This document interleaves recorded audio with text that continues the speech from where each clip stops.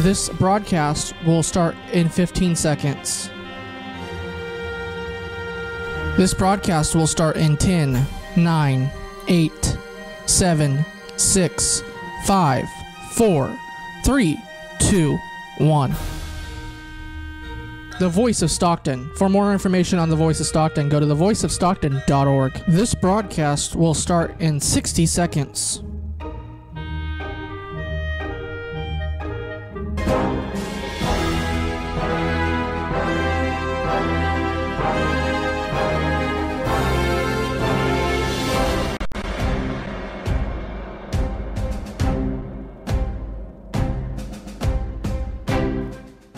How's it going, ladies and gentlemen, and welcome to another amazing episode of the Phone Booth here on KXVS, the Voice of Stockton.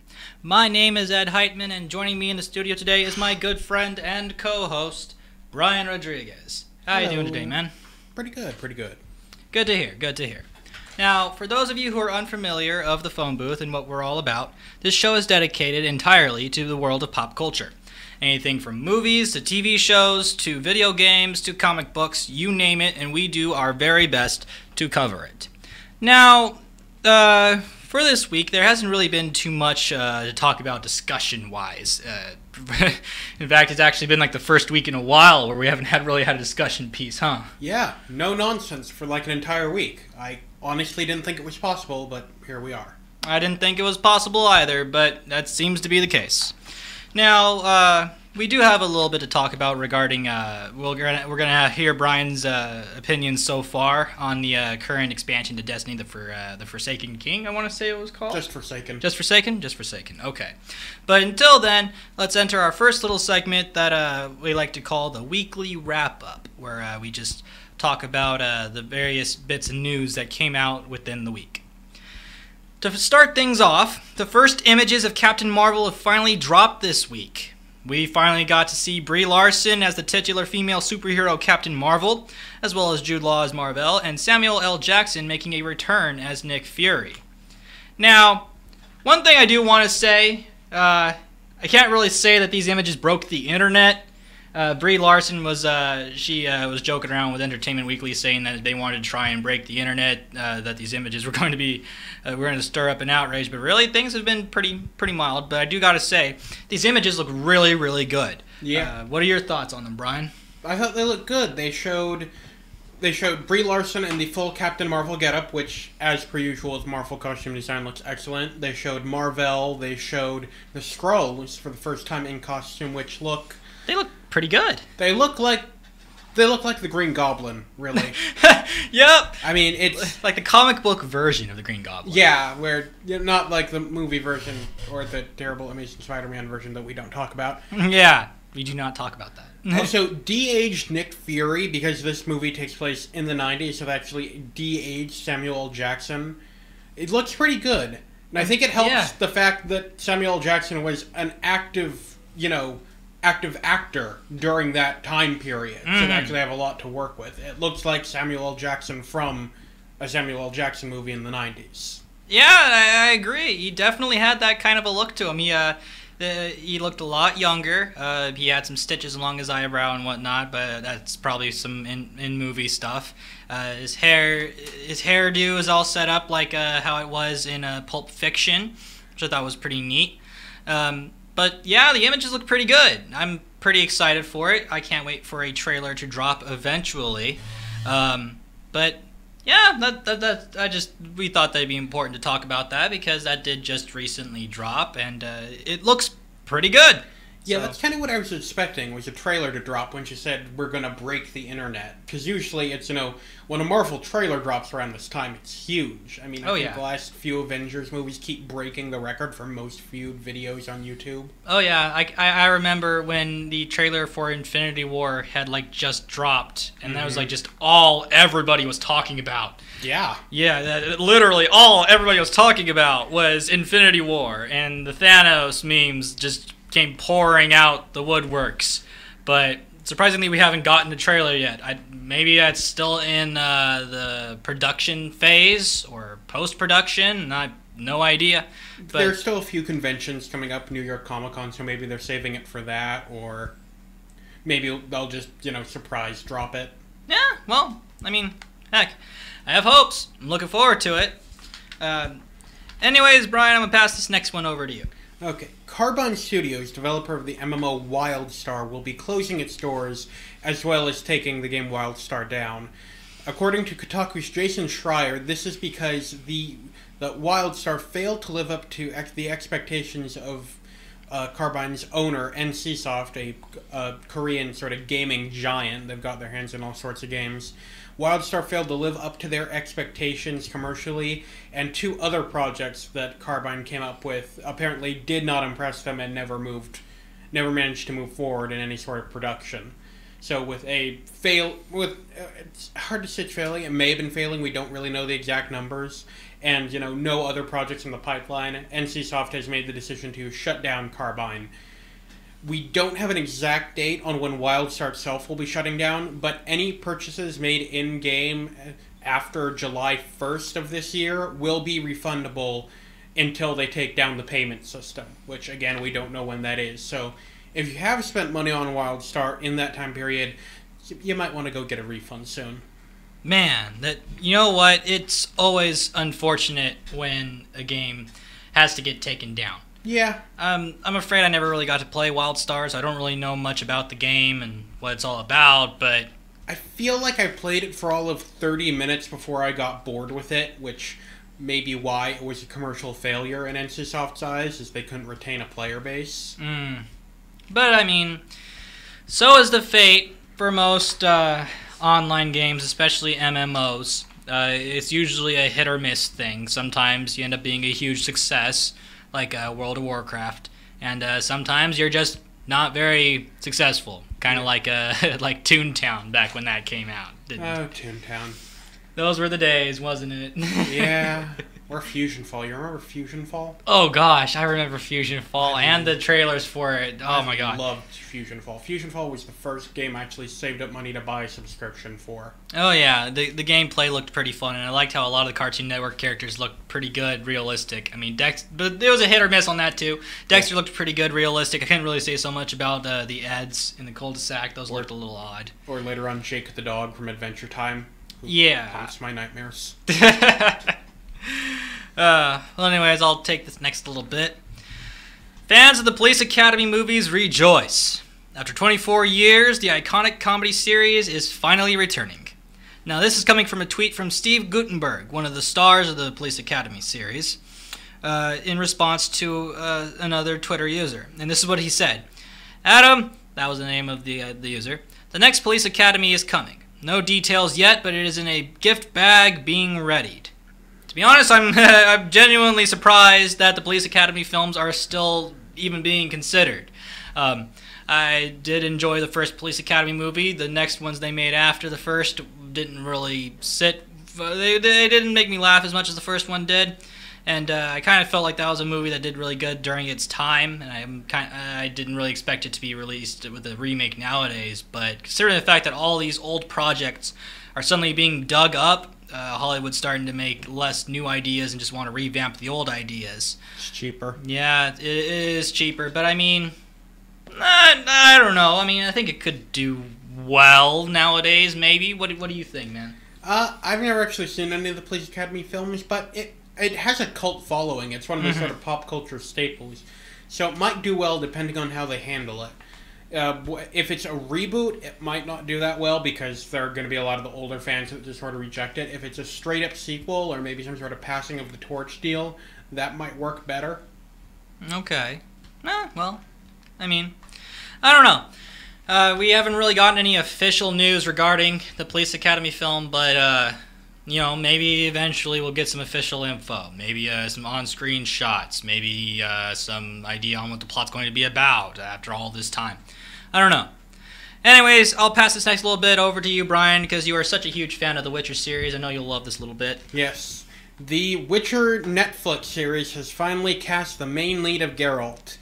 Geralt will be played by Henry Cavill. Da, da, da, da. For those of you unaware, the Witcher series centers around Geralt of Rivia, a supernatural bounty hunter known as a Witcher, and it is based on the show itself will be based upon the series of novels by I'm going to screw this up. Andrzej Sapkowski, I believe is how his name is pronounced. It's probably not. I probably butchered that. And it will not actually be based on the game series by CD Projekt Red, which in turn was based on the book series. So it's not an adaptation of the games. It's just another adaptation of the books. I mean, I don't know.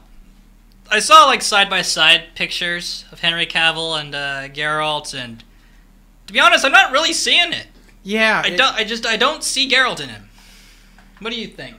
I don't really see a lot of facial similarities, but then again, they could be going for Geralt from a different time period, or, Geralt can look different, that's fine. Mainly, at first I was down on Henry Cavill, mainly because I was thinking of him in terms of the DC universe. Mm-hmm. But when you think about it, his acting isn't terrible. That's true. It's the character he's playing is bad. The Superman they write for him is bad. And I've heard he was actually pretty good in the most recent Mission Impossible film. Yeah, he definitely has his perks when it comes to fight scenes. So that definitely is a good call to get Henry Cavill for that part, at least. But one thing that I am concerned about when it comes to Henry Cavill being cast is that even though the actor is pretty good when it comes to action scenes, as evident in the Mission Impossible, the latest one that came out, it's also been noted that he's not really that good when it comes to dialogue. Which would be a problem, because Geralt is a very subtle character.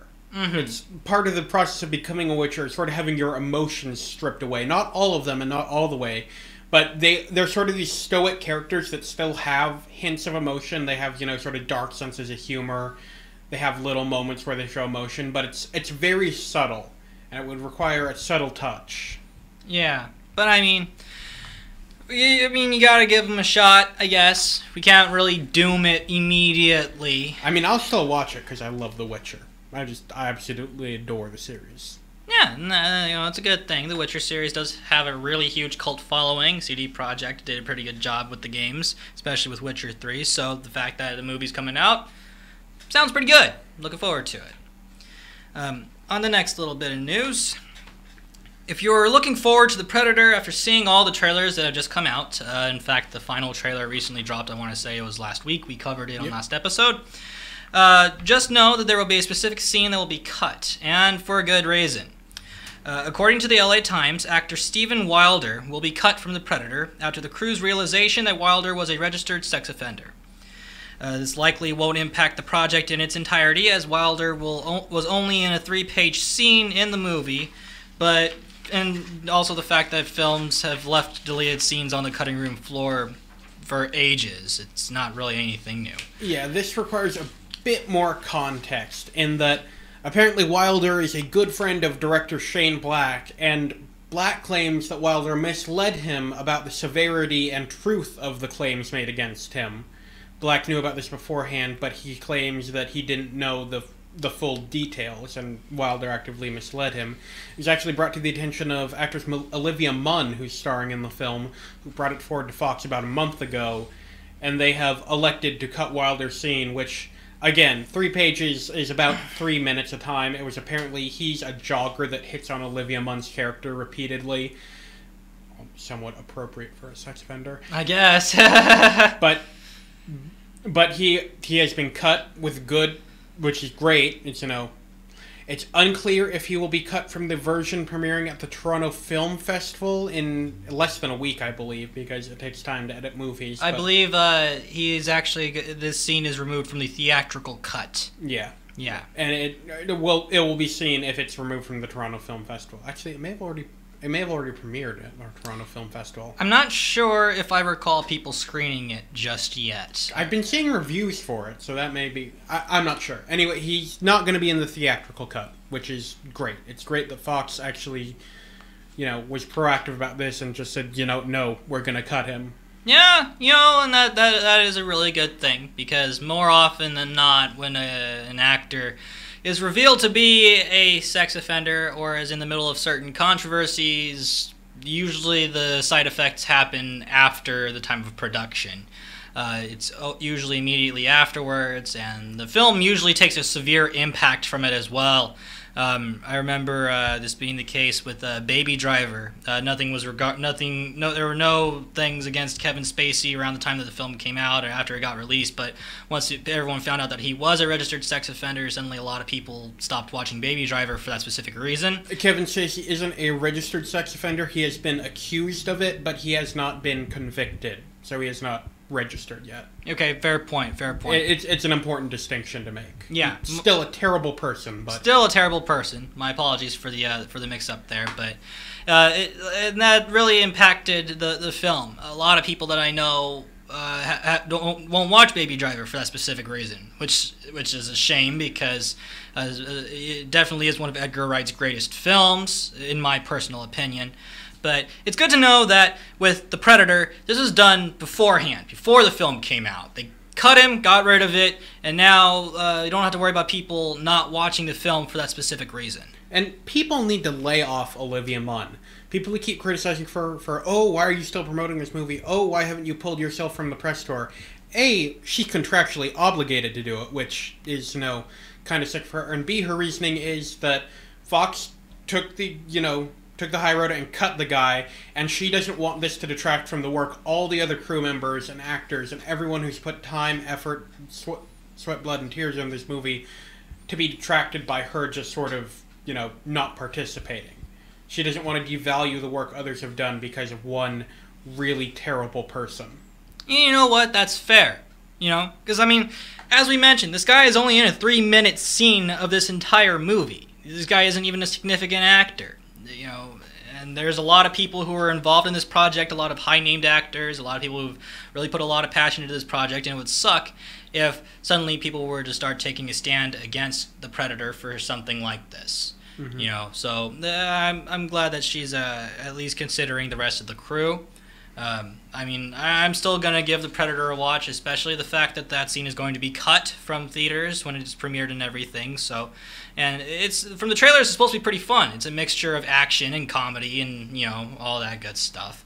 I'd still recommend it. It definitely looks pretty good still, and I would recommend you guys give it a watch. Anyways, I'll pass this next little bit over to you, Brian. The Academy of Motion Picture Arts and Sciences has decided to ditch their newly announced popular film category for the 2019 Oscars after intense criticism. Thank God. And it's pretty much everyone hated this. There were criticisms that it was too broad of what a popular film was. There was accusations that it would try to devalue some, popular films that could deserve Best Picture, like Black Panther. Yep, Black Panther. There was criticism that the Oscars was about rewarding the best films, not necessarily the most popular, because, Transformers movies are popular. Yeah, but I don't want to see them get a Best Picture. Yeah, they are nowhere near the... maybe for special effects, but that is the only category. Maybe the first one classified, perhaps, because that one was a lot more subtle, and the special effects weren't necessarily all over the place. But even then, it's... rewatching it recently, It's okay. It's not horrible like all the other ones, but really the movie's just okay. Yeah, that's true. But yeah, you know what? I'm really glad that the popular film category is gone because, as you said, this would have been like the ultimate tool for the Academy of Motion Picture Arts and Sciences to just have a total bias over whatever movies that they want to nominate. Mm-hmm. It could possibly, in my opinion, lead to some shady stuff happening. Behind the scenes, deals to include a film in the best best picture category, and brush everyone else off as most popular. And they could hide behind the excuse that, oh well, we didn't consider that this was a best picture. We just thought that it's pretty popular, so we'll just say that you're most popular. There's nothing bad going on back here. No, we just thought that yours is more popular than a best picture. And it actually got a lot of backlash from movies that are admittedly more likely to win most popular than Best Picture, like Black Panther. I love it. It deserves Best Picture. It does. Probably not going to get it because of the way the Oscars work. But Chadwick Boseman, who plays T'Challa in Black Panther, was actively against this, and Marvel head Kevin Feige said they're not actually going for most popular when there was, awards campaign season. They're going for Best Picture. And that's good. That's reasonable. Any director and any film company should say that they want to go for Best Picture and not Most Popular. So it definitely is a good thing that this got removed. I'm really happy about that. Now, on to the next little bit of news. If you are a fan of the suspense thriller A Quiet Place, then you'll be happy to know that the sequel is currently in development. In an interview with E.T., John Krasinski, the lead actor, writer, and director of the first installment, confirmed that the sequel is in the early stages of development. He also stated in the interview, "I've been tinkering with an idea for a few months, and it's finally starting to percolate, and we're all really happy about that. It's unclear whether it will revolve around the original family or if it will even take place in the same location, but just know it is in the works, and we will keep you informed of anything else regarding the project." I thought it'd be important to bring this up because of the fact that A Quiet Place was a really, really good film. Clips that I had seen and everything, and one of the things that made it so important was the fact that it relied on total silence. Not something that you really get to see too often in films nowadays. It often relies on dramatic music or explosions or jump scares, though there are jump scares galore in A Quiet Place. One thing that I thought made it stand out from other films was its use of silence, something that could be tremendous if you know how to use it correctly. So the fact that this is going to be a sequel, the fact that there's probably going to be a whole series going on for A Quiet Place, I'm excited about it.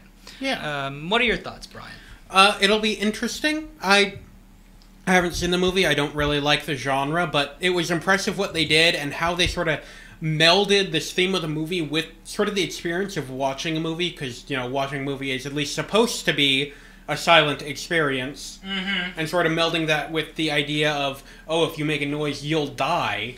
That I think that works really well with being in a theater setting, and it might work well at home. Again, I haven't seen it. I also sort of like the mythology of the world, and that, you know, aliens have invaded and they have beaten humanity. Humanity is just sort of done for.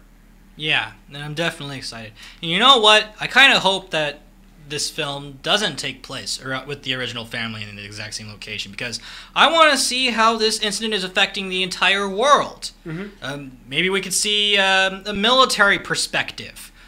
Maybe we could see something from a more political standpoint. Maybe we could see something from like day one of the outbreak or something like that. Who knows? This could make a great anthology series, and maybe they don't necessarily go with the silence theme the entire time. Maybe they try out different methods of conveying the message that definitely blends with the theater experience. I agree. So I'm definitely looking forward to A Quiet Place 2, whenever we get any information about it. And as soon as there is information about it, I will immediately let you all know anything that you need to know about A Quiet Place 2. Now, I'll pass this next little bit over to my good friend Brian. Okay, CCP Games, the developers of the massively popular EVE Online, are about to be purchased by a South Korean developer called Pearl Games. Pearl Games is most well known for the Black Desert Online MMO, which is an absolutely beautiful RPG. I haven't actually gotten the chance to play it because it is so high quality that my computer just refuses to. You know, that whole thing kind of reminds me of Crysis 3 when it came out. Yes. When people, people get a new computer, they always ask, will it run Crysis 3? Because it would just melt graphics cards whenever people tried. That's what the CryEngine does. But anyway, CCP Games has stated that they will continue to operate as an independent developer while integrating their company's extensive development and publishing expertise into Pearl... I called it Pearl Games. No, it's Pearl Abyss. I'm sorry. For some reason I wrote Pearl Games. It's Pearl Abyss. Well, and development and publishing expertise into Pearl Abyss's operations for all current and future projects. I apologize for that. I don't know what happened. My brain is just bad. I don't think it'll be the end of the world. It might be. This might be what causes the apocalypse. You can't prove it won't. No, I blame the cube. I will eat this script, Ed. Don't you dare! We already lost one. We can't lose another. But to be honest, I don't really see how this would affect EVE Online. To be honest, again, at this point we don't really know the effects, but it could be. Asian MMOs have a much more pay-to-win model to them, because it's just sort of the way the gaming culture works over there. It's not necessarily that it's greedy, it's just how games work. Okay. And it could affect EVE Online negatively. EVE Online's actually gone through a few pricing differences. There's a way you can earn an in-game currency to buy the subscription for the game. And you can, like, take this in-game currency and sell it on sort of market in-game. EVE Online is a really complex economy. It'd take an entire hour to get into, even the basics of it. Yeah, I heard yeah. Sorry, what were we saying? But it's hard to tell. Maybe this could mean, we know that Pearl Abyss is bringing the Black Desert Online to Xbox. Maybe this could mean EVE Online would be coming to more consoles in the future, or with a... I know PS4 had a Dust 514 briefly that was sort of an on-the-ground integration into the EVE Online universe. It was, you completed shooter missions on a planet and affected your ship in EVE. Okay. But right now, that's all we've really got. Time will tell what will happen. Okay. Well, I'm definitely interested in seeing how that affects EVE Online. I'm definitely going to have to start doing research on it later, because I want to cover a major event that happened a while back called the Fountain Wars. But that's mainly for my channel, not for this show. Anyways, on an ending note, it pains us to inform the uninformed that film legend Burt Reynolds and rapper Mac Miller had passed away this week. Burt Reynolds had passed away at the age of 82 from a heart attack, where Mac Miller died at the age of 26 from what is suspected to be an overdose. Both individuals were great people and will be dearly missed in the world of pop culture. Our hearts go out to the friends and family of both individuals. Absolutely. Yeah. And it really pains me to hear that these two had passed away, especially Burt Reynolds. He definitely impacted the film industry a lot within his time, lots of known work, and Mac Miller also contributed a lot to the rap industry, so they're both going to be greatly missed. Anyways, that about does it for the weekly wrap-up. And now it's time to dig into our next segment, Trailer Talk. In this segment, Brian and I will discuss the latest trailers to drop within the week, and share our input with you, the audience. So let's begin. Our first trailer is the second trailer to Halloween. It's starring Judy Greer, Jamie Lee Curtis, Virginia Gardner, and others. And the synopsis is that Laurie Strode comes to her final confrontation with Michael Myers, the masked figure who has haunted her since she narrowly escaped his killing spree on Halloween night 4 decades ago, and is directed by David Gordon Green. And in this trailer, we get to see Michael Myers do what he does best, as an unstoppable force of destruction. Somebody who's constantly roaming. And he even shows us in the trailer, he just kind of finds a victim, just out of nowhere. He's just walking around, decides to go walk into a backyard because he sees somebody, grabs a hammer, happens to walk into the house, and then take out the person in the house. And then later on, we get to see a bit of a confrontation with Laurie Strode at the very end. He's pulling her up against a door from the other side through the windows and everything. But I'm definitely excited about that trailer because of the fact that it gives us a bit more to know regarding Michael Myers. Because one thing that the films have always wanted to emphasize about this killer is that he is basically unstoppable. You just cannot stop him. What were your thoughts, man? I liked it. They used a lot of footage from an earlier trailer, but the beginning sequence of Michael, it's almost a one-shot. It's not quite. There are a few cuts, but it's a sequence of him just silently walking in this backyard, grabbing a hammer, murdering a woman in her house, going out the front door after grabbing a kitchen knife, going over to her next-door neighbor's house, and then killing her. There's no music playing over it. There's a brief, narration by Laurie Strode, but otherwise it's just sort of played as, yeah, this is what's happening. This is what Michael Myers does. There's no real suspense here. These people are going to die, and this is normal for him. And I thought that was a great moment in the trailer. Hopefully it plays as well in the movie. I definitely hope so as well. Now remember, ladies and gentlemen, these trailers are available in our description, so feel free to check those out and come back here if you wish. Give us your input on those trailers in the comments section. We'd love to hear from you guys. Our next trailer is a teaser trailer for The Oath, starring Billy Magnuson, Ike Barinholtz, and Tiffany Haddish. And the synopsis is that in a politically divided America, a man struggles to make it through the Thanksgiving holiday without destroying his family. And it's directed by Ike Barinholtz. This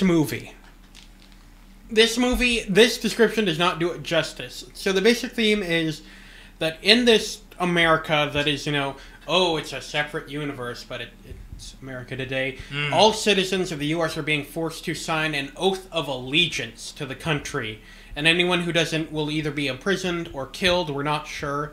So in this politically charged atmosphere, this man goes home to his very politically diverse family. Mm-hmm. And as, tensions escalate, the trailer shows it eventually turning into The Purge. People are getting beaten with bats. One guy gets tased. It's insane. I honestly am not 100% sure what's happening. I have the exact same reaction. I don't know what's happening. It starts off with the simple Thanksgiving dinner scene, people start talking about politics, things get completely out of the hand. It's the usual moral you hear from people, never talk about politics at the dinner table. But then things just spiral out of control. Federal agents show up, one of them gets hit in the head with a shovel, the other one gets tased, and it's a mixture of, Purge-style violence with a mixture of Mad TV-style humor, which kind of fits because Ike Barinholtz was an original alumni of the Mad TV cast. And if you're unfamiliar with Mad TV, it's also where a lot of popular actors like Bobby Lee and Keegan-Michael Key and Jordan Peele also came from back in their original days. So I'm definitely excited to see more because I have no idea. It's insane. I love Tiffany Haddish. I love the direction this looks like it's going. It just looks insane. I agree. So the next trailer is the second trailer to Assassination Nation. Now, I also want to point out that there is also a Red Band trailer available on YouTube that has a bit of extra footage attached to this one, but we're trying to avoid nudity on this show, so the Red Band trailer is out there on YouTube for you guys to check out. Now, this film is starring Odessa Young, Hari Neff, Suki Waterhouse, and others. And the synopsis is a high school senior, Lily, and her three best friends live in a haze of texts, posts, selfies, and chats, just like the rest of the world. Their small town gets turned upside down when an anonymous hacker starts to reveal personal messages and secrets of thousands of people. As anger erupts into full-blown violence, the four girls soon find themselves in a fight for their lives against an armed mob, and this is directed by Sam Levinson. When watching the trailers to this film, it feels like the ultimate combination of Sucker Punch and Kick-Ass. That's what it reminds me of. Doesn't it remind you of that? Kinda. I watched this trailer and I don't know, there's something about it that just doesn't grab me. I think it's the way it can't quite decide whether it's trying to play this serious or as some sort of dark comedy. Yeah, that's definitely the case. It's like you don't really know whether or not you should be chuckling at something or whether or not you should be on the edge of your seat paying attention to something, because every so often there's that blend of high school humor because the main characters are all high schoolers and whatnot, but it constantly jumps between a high school comedy and The Purge. Yeah, it's another film on our trailer list that is basically The Purge. The whole town has lost their minds. Violence is breaking out all over the place, and suddenly the girls decided to grab a bunch of machine guns and bats because they just happened to have that available in a briefcase, and then it's just a killing spree. Mm-hmm. And you got moments like the police actually whipping up the rioters to go kill the girls, and it's like this seems like it's some sort of dark comedy, but there are also moments where it's just played completely straight. So hopefully this is just a bad trailer. But yeah, it's hard to tell. It really is hard to tell. I'm just not sure how this is going to be executed. But so far, it's only led us to confusion. But hey, I mean, I'm waiting for the next trailer. That's all I can say. I'm waiting for the next trailer. So we wrap up trailer talk with one last trailer, and that is The Beach Bum. Now, this is a red band trailer, but there was no nudity or anything in it, just a bit of strong language, and that's about it. It should be also noted that the only version of the trailer we can find is the red band trailer. It does not appear that there is any green band trailer out there yet. Yeah, not just yet. Now, this is starring Matthew McConaughey, Snoop Dogg, Zac Efron, and a couple of others like Martin Lawrence and whatnot. Synopsis is that a rebellious stoner named Moondog lives life by his own rules. And this is directed by Harmony Korine. And now that's actually the perfect description of what this movie seems to be. And you know what? They picked the perfect role for Matthew McConaughey as well. He is essentially a beach bum. One of those people who's just a stoner, just getting by every day, not trying to bend to the rules of society and stuff like that, and somebody just wants to live their life. And I don't know, it looks really fun. So far, there doesn't seem to be an actual plot from what we've seen so far. I want to say that this is like a teaser trailer, perhaps. Maybe we'll get another trailer with some actual plot behind it. But so far, all we got to see is just Matthew McConaughey just having a lot of fun. Just being on beaches, suddenly he's on a boat, he's at a party, he's smoking a lot, just having fun, I guess. What are your thoughts, man? Honestly, this isn't the type of movie for me. I honestly have never liked this sort of type of movies because it feels like they never have much of a plot to them. Yeah. They're really more based on a character description than an actual plot. That is basically what it feels like so far. It feels like that there isn't really a plot. It's just going to be like, perhaps there's going to be a couple of different scenes that happen at some point in time. This happens, fade to black, fade into this happening and stuff like that. But it looks fun. So far, it looks good. I definitely think that Matthew McConaughey is pulling off his character very well, given the character type. But that about does it for trailer talk, ladies and gentlemen. Our trailers are in the descriptions list, and we would love to hear your guys' input on what you guys thought about these trailers. So feel free to give them a look. Now, today we don't have really any discussion pieces, because for the first time ever since we've really started the show, a week has gone by with absolutely no humongous controversies going on in the world of pop culture. You know what? I'll take it. I am shocked. I am shocked in awe that for the first time in a while, nothing has happened. Nothing has happened. But I digress. We still have a little bit of content for you guys to check out. My good friend Brian here was able to check out the latest expansion to Destiny, Forsaken. One that a lot of people, a lot of fans of the game franchise have really been looking forward to for a good minute now.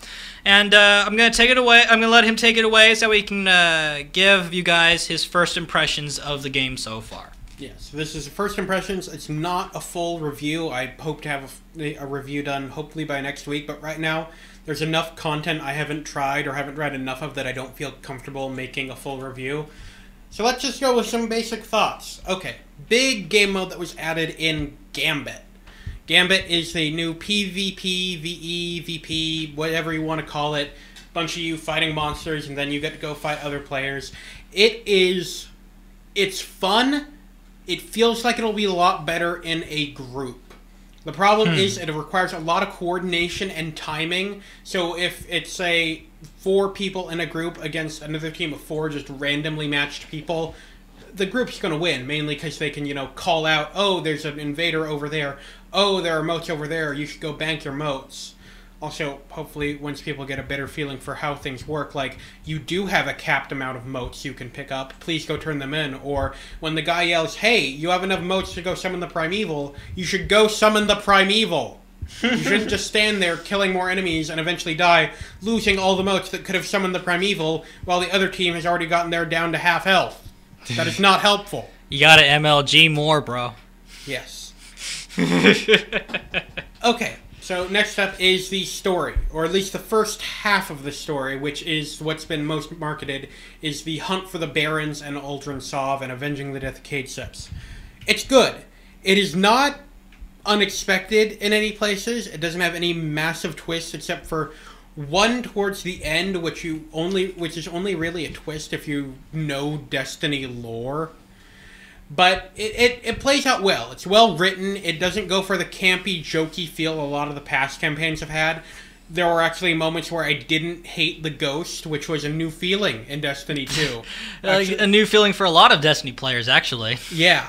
And I'm not going to spoil anything, but if you think you know where this story goes, it sort of goes that way. It doesn't really try to do anything new, but it does what it does well, at least. Ah, it's predictable. You know what? Yeah, it's predictable, but I'd take good and predictable over what we've been getting from Destiny, which is really, really bad and predictable. Yeah, that's reasonable. That's Yes. reasonable. The new social spaces in the Tangled Shore and the Dreaming City. Tangled Shore is actually bigger than I thought it would be. I was expecting sort of a 2-zone, maybe 3-zone location. It's 4, maybe 5 zones, depending on how you count some of the unmarked areas. It's really dense with things to do. There are lots of hidden passageways here and there. There's lots of caves and tunnels you can go into. It's good. It's good. There's actually a lot of... You can go to a bounty vendor that actually sends you out to hunt high-level enemies in other parts of the other worlds and other maps, which is fun. So, it's good. It's a good addition to the game, but the real meat is in the Dreaming City, which I can't really do a full review because of the very nature of the Dreaming City. It is supposed to be enigmatic. It is an endgame location, and by that they mean by the time you can actually access it, you'll be so horrifically under-leveled for this location, you might not actually be able to do damage to some enemies. Wow. Some enemies are so much higher than you, they are actually immune to damage from you and can kill you in one shot. And it's... You know what? It was actually really fun. It was the first time I've really been challenged in Destiny for a while outside of, super hard endgame activities, which I suppose this is supposed to be, but, normal enemies could pose a challenge for you.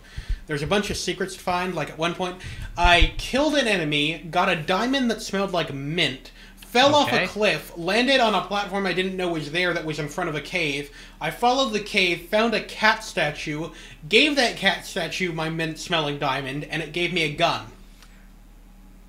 Wow. I have no idea what any of that means, but I got a gun from a cat statue. It also sort of requires you to relearn the way you look at environments in Destiny, because for a while everything's been very, obviously telegraphed, oh, you can jump here, oh, you can't jump here. And anytime you thought, well, that's sort of an odd rock outcropping, maybe I could jump to, oh, no, I fell out of bounds and I'm dead. Now, if you see something that looks like it could be a path, it's probably a path. It's probably a path to something. And it may actually be a path to a dead end, because another thing about the Dreaming City is it operates on a 3-week cycle.